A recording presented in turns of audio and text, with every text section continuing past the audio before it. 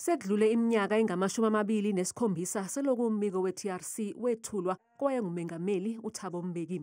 Lo mbiko waphakamisa ukuthi i-NPA ishushisa amacala ayi-3,000 enzeka ngesikhathi sohulumeni wobandlululo.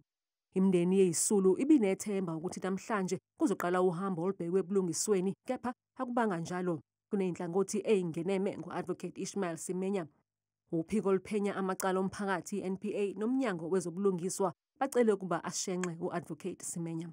We are simply saying, because Advocate Semenya SC advised the NPA, gave opinions, even to the extent of representing the NPA, then on those bases he should be disqualified. Yes. My question is, shouldn't you bring a recusal application in that regard?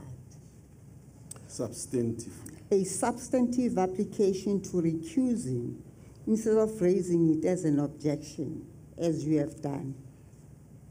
Well, perhaps that is the other way of doing it. Isicwawu sihlehlisele umhla zingama-25 kwephezulu. Ukuhlehla futhi kokuqala kwesicwawu kubeka ikhomishana ngaphansi kwenkulu ingcindezi njengoba ibekelwe isikhathi esincane ukuphothula umsebenzi.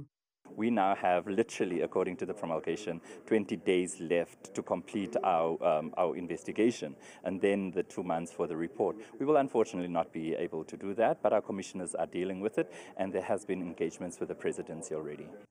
Ikhomishana kaGampepe yasungula ngumengameli Cyril Ramaphosa ngoNhlaba nonyaka ukuphenya amacala enzeka ngesikhathi sobandlululo nokuthola ukuthi i-NPA yenza okwenele na ukushushisa lamacala. Ingaphezulu kwama-20 imindeni efuna izimpendulo ngalamacala. Kuyo kukhona nemindeni yeyishoshovu ezaziwa ngele-Craddock 4.